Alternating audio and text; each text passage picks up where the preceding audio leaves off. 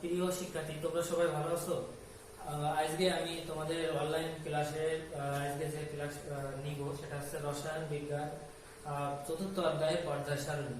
তো ছবিতে প্রিয় শিক্ষার্থী, তো আজকে আমরা পর্যায় সারণী নিয়ে আলোচনা করি। ছবিতে তোমরা দেখতে পাচ্ছ যে পূবের শ্রেণীতে সারিবদ্ধভাবে কিভাবে শিক্ষার্থীরা দাঁড়িয়ে আছে।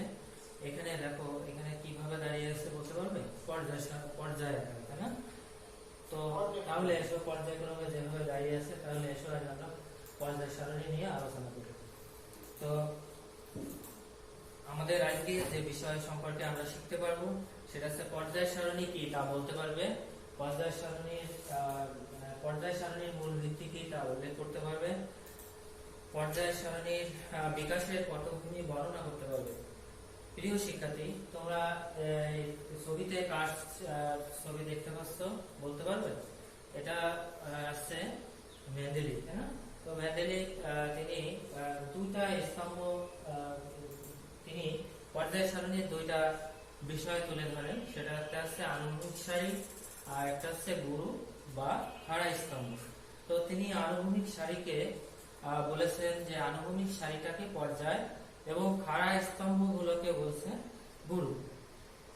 এরপর এসো আমরা আনুভূমিক বিষয়টা সম্পূর্ণ জেনে নিই। প্রিয় শিক্ষার্থী, এই যে আমাদের দেখো কিছু ছবিতে এখানে কি দেখতে পাচ্ছ তোমরা? এখানে আনুভূমিক সারি। তো এই আনুভূমিক সারিগুলোকে কি বলে? পর্যায় বলে, তাই না? তো এই পর্যায়, এরপরে আমি আরেকটা কথা বলছি যে গ্রুপের ক্ষেত্রে যে খাড়া স্তম্ভগুলো থাকে, শিক্ষার্থী দেখো এই খাড়া স্তম্ভগুলোকে কি বলে? গ্রুপ বলে। তাহলে আমাদের আজকে যে বিষয়টা আমরা শিখব যে পর্যায় সারণীর গ্রুপ, বিভিন্ন গ্রুপের বর্ণনা এবং পর্যায় সম্পর্কে ধারণা, তো শিক্ষার্থী তাহলে এসো আমরা আজকে এই খাড়া স্তম্ভ আর আনুভূমিক সারি বিষয় নিয়ে আলোচনা। এখন এরপরে দেখো প্রিয় শিক্ষার্থী, ছবিতে তোমাদের পাঠ্য বইয়ে এরকম একটা ছক দেওয়া ছিল।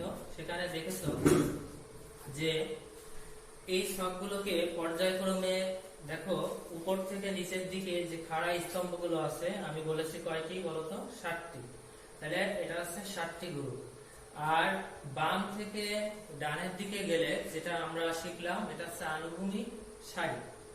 তাহলে এই আনুভূমিক সারি উপরে আরেকটা অবস্থান আছে, যে কোনো কারণে এটা দেখা যাচ্ছে না শিক্ষার্থী। তো এখানে হাইড্রোজেন আর এখানে আছে হিলিয়াম। তাহলে পর্যায় সারণীতে দুইটা গ্রুপ, এখানে হাইড্রোজেন হিলিয়াম আছে দুইটি, প্রথম পর্যায়ে। দ্বিতীয় পর্যায়ে দেখো প্রিয় শিক্ষার্থী, দ্বিতীয় ও তৃতীয় পর্যায়ে 8টি করে। অর্থাৎ দ্বিতীয় পর্যায়ে lithium, beryllium, boron, carbon, nitrogen, oxygen, chlorine, নিয়ন।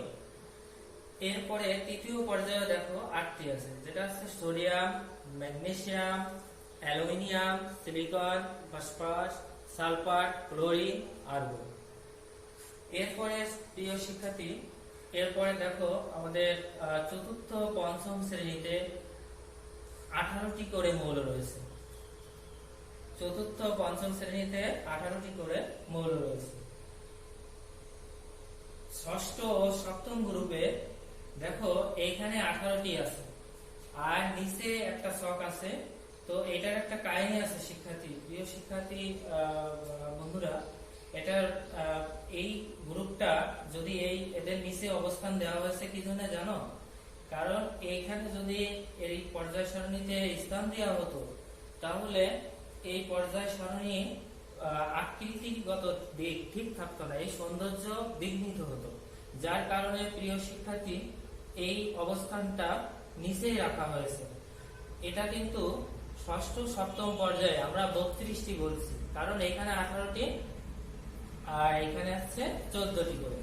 তাহলে এই দেখো শিক্ষার্থী বন্ধুরা, এখানে ষষ্ঠ সপ্তম পর্যায়ে তাহলে আমরা 32টি বলতে পারি। এরপরে বলতে পারো যে স্যার এখানে এখানে এই পর্যায় সারণীর নিচে স্থান দেওয়া হয়েছে কেন? কারণ এই নিচে স্থান দেওয়া হয়েছে এই জন্য, কারণ এদের দুইটা সিরিজ আছে পরে আবিষ্কৃত হয়েছে, যেটা ল্যান্থানাইট ও অ্যাক্টিনাইট সিরিজ নামে পরিচিত। এই ল্যান্থানাইট বলা হয়েছে কেন জানো? এখানে এই ল্যান্থেনিয়াম থেকে লুটেনিয়াম এই 72 পর্যন্ত মৌলগুলোকে বলা হয় হচ্ছে ল্যান্থানাইট সিরিজ, আর অ্যাক্টিনিয়াম থেকে লুটেনিয়াম, লরেন্সিয়াম এই মৌলগুলোকে বলা হয় হচ্ছে অ্যাক্টিনাইট সিরিজ। তো শিক্ষার্থী বন্ধুরা, তোমরা পর্যায় কিভাবে অবস্থান করছে, আনুভূমিক গ্রুপ কিভাবে আসলে এই জিনিসটা আছে, এখন আমি এর ডিটেইল সম্পর্কে আলোচনা করব। এক এক করে আমি এই বিষয় সম্পর্কে তোমাদের দেখাবো। তো শিক্ষার্থী বন্ধুরা, এখন দেখো আমাদের কিছু সূত্র আছে, যে সূত্রগুলো হচ্ছে আমরা জেনেই ফেলেছি যে এই সিরিজটা আছে ল্যান্থানাইট ও অ্যাক্টিনাইট সিরিজ। তাহলে ল্যান্থানাইট ও অ্যাক্টিনাইট সিরিজটা আমরা এখান থেকে পূর্বেই দেখে নিয়েছি, পর্যায় সারণীর নিচে ল্যান্থানাইট ও অ্যাক্টিনাইট সিরিজ। কত থেকে কত পর্যন্ত ল্যান্থানাইট আমরা দেখলাম, কত থেকে কত পর্যন্ত অ্যাক্টিনাইট সিরিজ সেটাও জানলাম। প্রিয় শিক্ষার্থী বন্ধুরা, এরপর তাহলে 14টি আণবিক সারি আছে এইখানে। এরপর অ্যাক্টিনাইটও 14টি আণবিক সারি রয়েছে।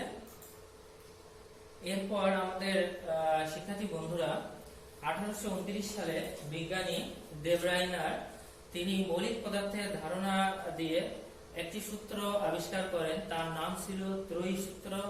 এই ত্রয়ী সূত্র সম্পর্কে তিনি ধারণা দিতে, তো এই ত্রয়ী সূত্রটা এরকম যে তিনটি পরপর তিনি গবেষণা করে দেখেছেন যে পরপর তিনটি মৌলের নাম, তিনটি মৌলের আনুভূমিক প্রথম আর শেষটির গড় হবে দ্বিতীয়টি মৌলের সমান।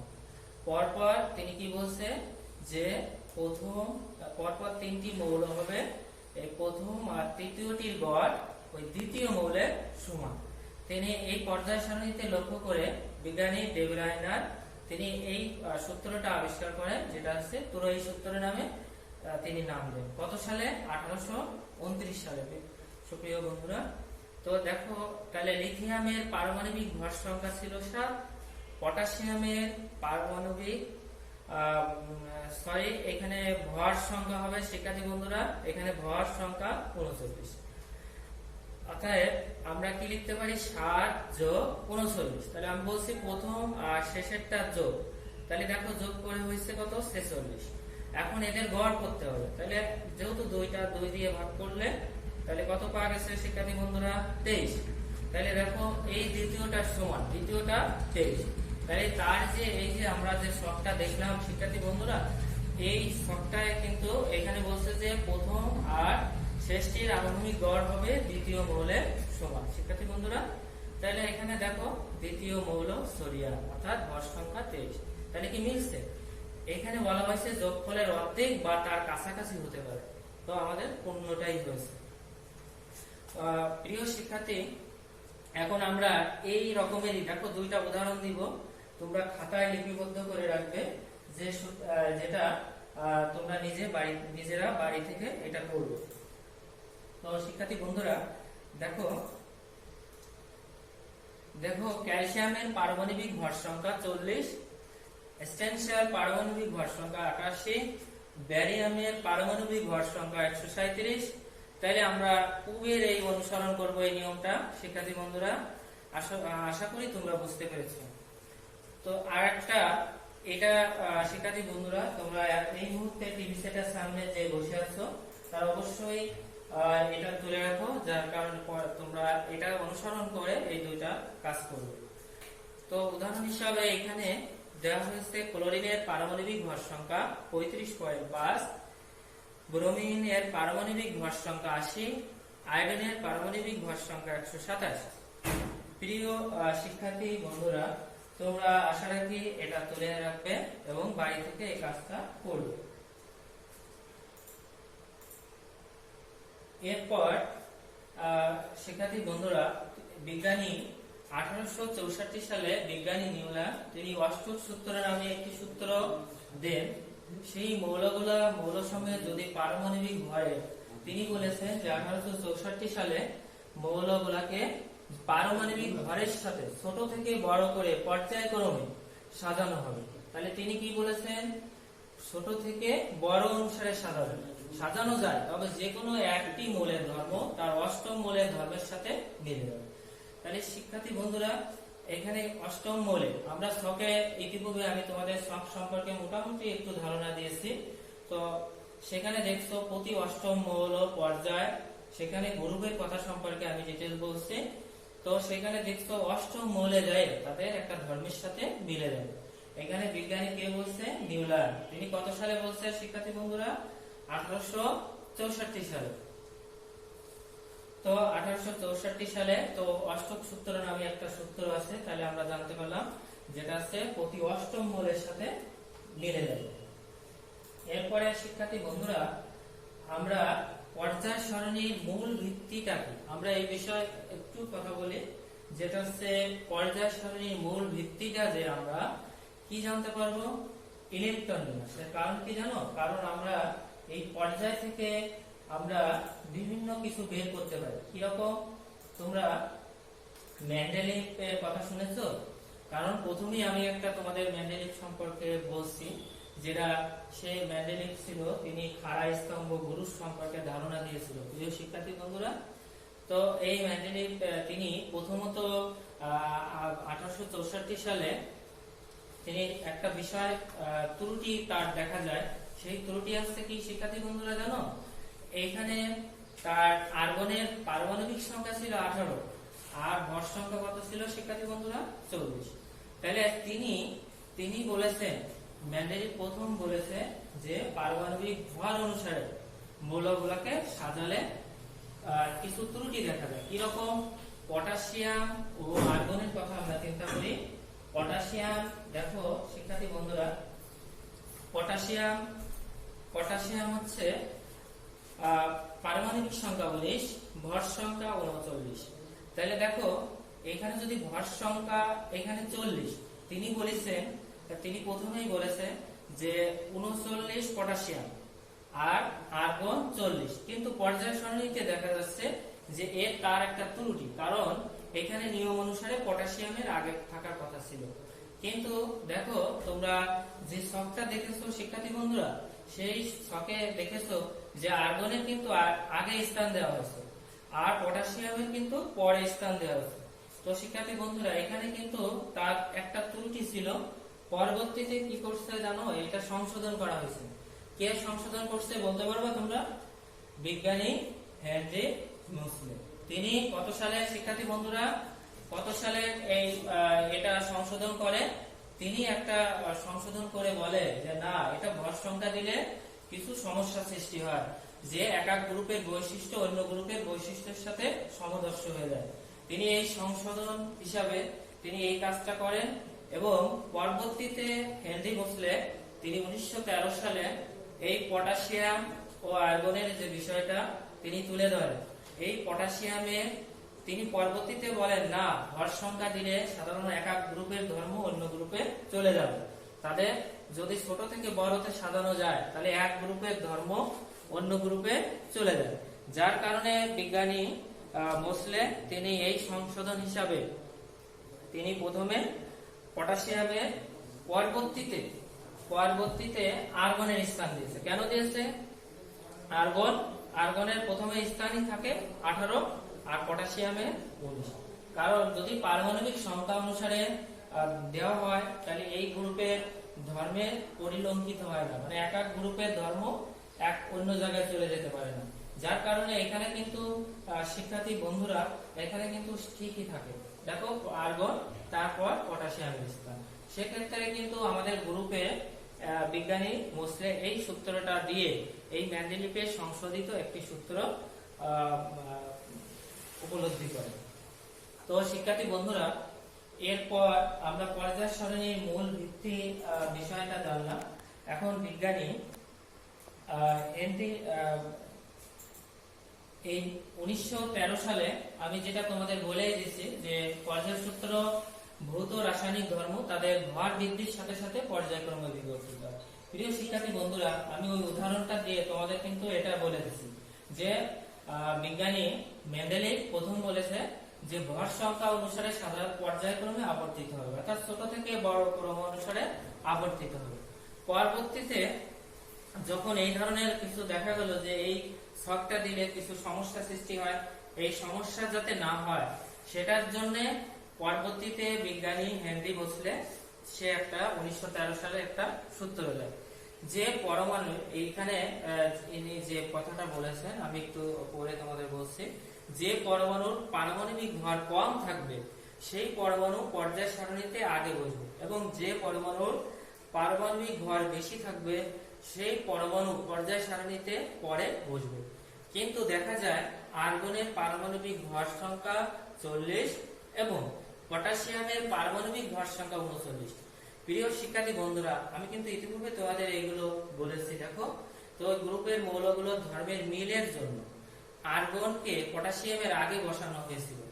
এরকম আরো অনেক ত্রুটি মেন্ডেলিভ পর্যায় সারণীতে দেখা।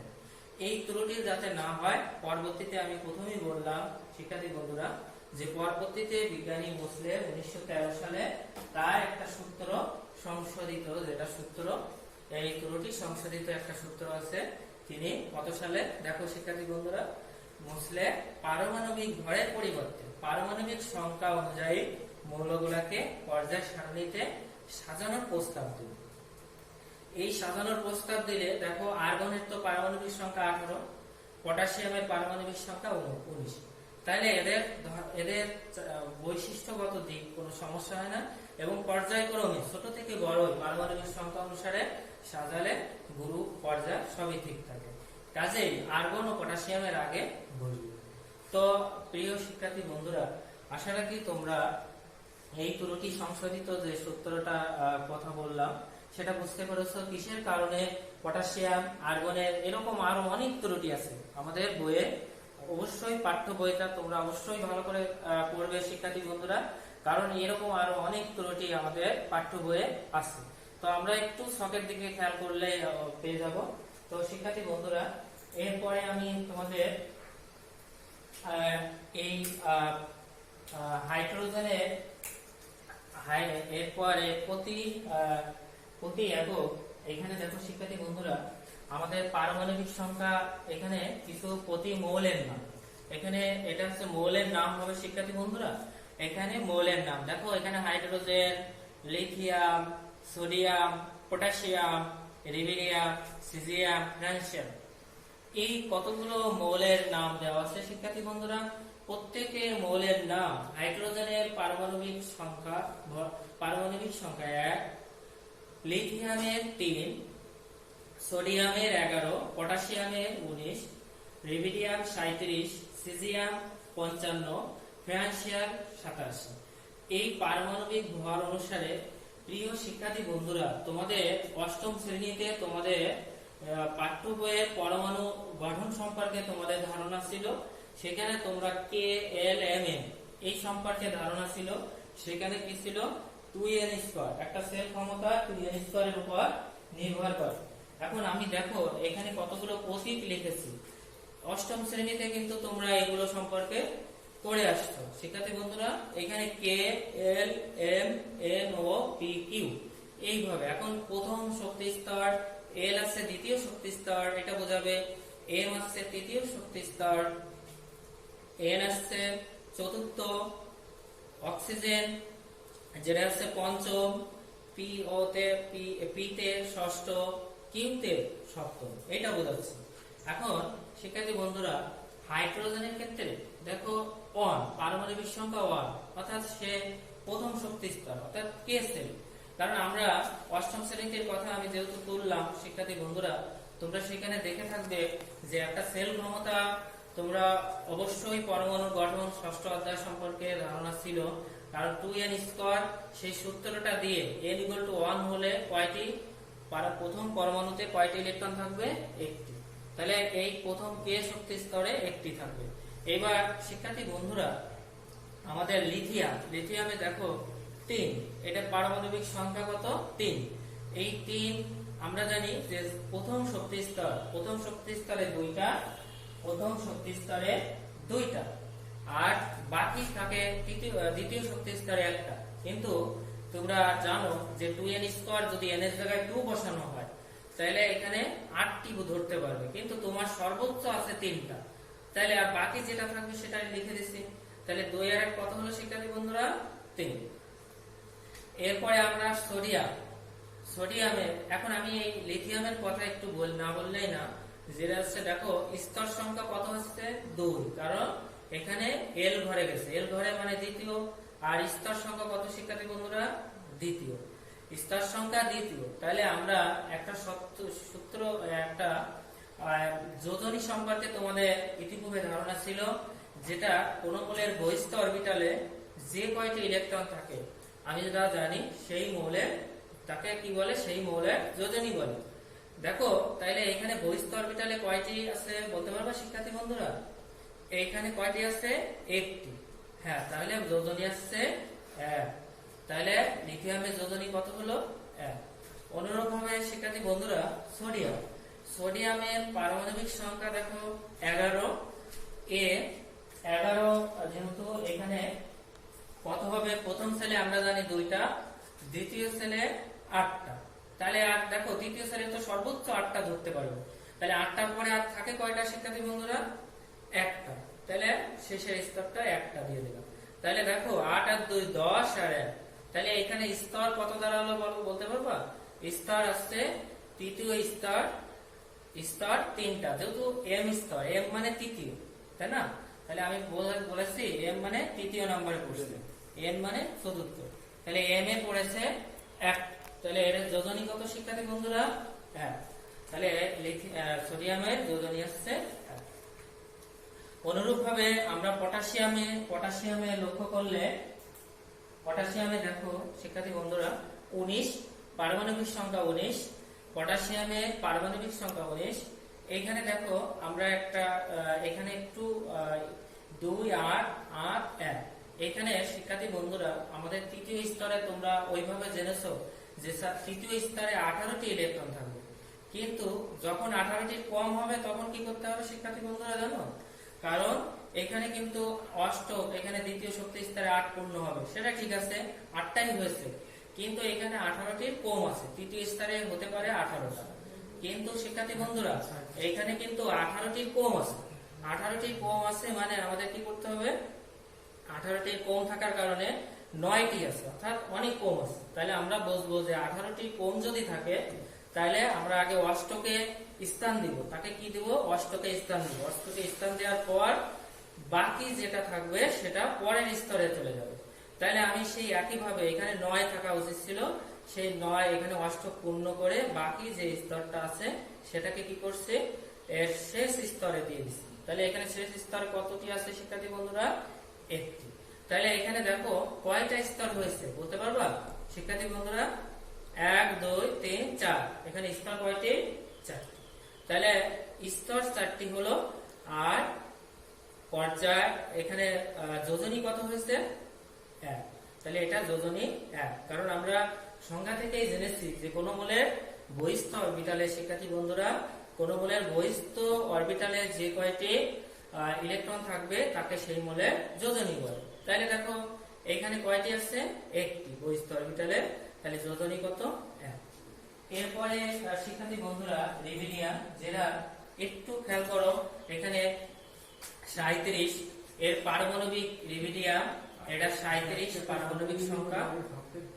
এই পারমাণবিক সংখ্যা 37, এখানে একটা ঘর মিস্টেক হয়েছে, তো দুঃখিত। রিবিডিয়াম 37, এইটা হচ্ছে 2 8। তৃতীয় স্তরে আমরা জানি 18টি, তো একইভাবে 18টি এইভাবে পর্যায়ক্রমে আমরা রুবিডিয়াম, সিজিয়াম, ট্রান্সিয়াল সম্পর্কে আমরা আলোচনা করব। তো শিক্ষার্থী বন্ধুরা এখন আমরা সোডিয়ামের একটা কথা না বললেই না। সোডিয়ামের দেখো, সোডিয়ামের প্রথম স্তরে 2টি, দ্বিতীয় স্তরে 8টি, আর বহিস্থ 1টি ইলেকট্রন থাকে। সেই 1টি ইলেকট্রন অস্থিতিশীল ভাবে চারিপাশ দিয়ে দেখো এইভাবে রাউন্ড করতেছে, অর্থাৎ ইলেকট্রন গুলো ঘুরছে। পটাশিয়ামও কিন্তু দেখো, পটাশিয়ামের দিকে তাকাও, পটাশিয়ামে 19, এখানে দেখো এই একটি ইলেকট্রন ছিল, সেই একটি ইলেকট্রন কি করে কেউকে দিয়ে দিতে পারে, কারণ সে কিন্তু যখন অষ্টক পূর্ণ করছে সেই স্থিতিশীল অটোমেটিক হয়ে গেছে, আর যার কারণে একটা ইলেকট্রন চারপাশ দিয়ে ঘোরাফেরা করছে। প্রিয় শিক্ষার্থী বন্ধুরা, আমরা আজকে যে বিষয়গুলো শিখতে পারলাম আশা রাখি তোমরা ভালোভাবে আত্মস্থ করবে। আজকের যে বিষয়টা তোমরা বাড়ির কাজটা একটু লিখে রাখবে শিক্ষার্থী বন্ধুরা। এই বাড়ির কাজটা তোমরা অবশ্যই নিজেরা আয়ত্ত করবে, আশা রাখি আরো ভালো করতে পারবে। এই বলে আমি এখানে পাঠ সমাপ্তি ঘোষণা করছি। সবাই ভালো থাকো, সুস্থ থাকো, সবাইকে ধন্যবাদ। তোমরা বাড়ির কাজটা খাতায় লিপিবদ্ধ করে রাখো। আমি পর্যায়ক্রমে তোমাদের বাড়ির কাজটা বলছি। পর্যায় সারণী কি সেই বিষয়টা সম্পর্কে জানবা। এরপর পর্যায় সারণীর মূল ভিত্তি কি, তৃতীয় নম্বরে শিক্ষার্থী বন্ধুরা পাশাপাশি তোমরা এটা একটু লিখে নাও, আমি একটু সময় দেব তোমাদের। পর্যায় সারণীর মূল ভিত্তি কি, তৃতীয় নম্বরে পর্যায় সারণীর বৈশিষ্ট্যগুলো কি কি। আমি আবার বলছি, পর্যায় সারণীর বৈশিষ্ট্যগুলো কি কি। চতুর্থ নম্বরে পর্যায় সারণী হলো ছকের মাধ্যমে, সারণীগুলো ছকের মাধ্যমে প্রকাশিত রাসায়নিক মৌল সমূহের একটি মানচিত্র আঁকো হবে, মানচিত্র আঁকো বা অঙ্কন করো, এরকম করে নিয়ে আসবে প্রিয় শিক্ষার্থী। আমি আবার বলছি, পর্যায় সারণী হলো ছকের মাধ্যমে প্রকাশিত রাসায়নিক মৌল সমূহের একটি মানচিত্র অঙ্কন করো বা শনাক্ত করো। তো শিক্ষার্থী বন্ধুরা, সারণীতে যে কোনো একটি মৌলের ভৌত ও রাসায়নিক ধর্ম শনাক্ত করো। সারণীতে যে কোনো মৌলের ভৌত ও রাসায়নিক ধর্ম শনাক্ত করো। এরপরে আমরা ত্রয়ী সূত্র সম্পর্কে আমি তোমাদের শিখিয়েছিলাম। সেখানে দেখেছো যে পরপর তিনটি মৌলের গড় দ্বিতীয় মৌলের সমান। তো সেই সূত্রটা অ্যাপ্লাই করে আমরা এই বাড়ির কাজটা এটাও করে আনবো। ঠিক আছে প্রিয় শিক্ষার্থী বন্ধুরা, তোমরা আশা রাখি এই কাজগুলো, বাড়ির কাজগুলো ভালোভাবে আত্মস্থ করলে আরো ভালো হবে। আর পাশাপাশি তোমাদের আমি না বললেই না যে পাঠ্য বইয়ের অবশ্যই আমি যে বিষয়টা তোমাদের বইয়ের 3 পেজ সম্পর্কে যে যতটুকু আলোচনা করেছি, আশা রাখি এই সব কাজগুলো তোমাদের হয়ে গেছে। তারপরও আমি বলছি তোমরা পাঠ্য বইটা অবশ্যই একটু গুরুত্ব দিয়ে পড়বে, আরো ভালো করতে পারবে। তো এই রেখে আমি আমার পাঠ এখানে সমাপ্ত ঘোষণা করছি। সবাইকে ধন্যবাদ।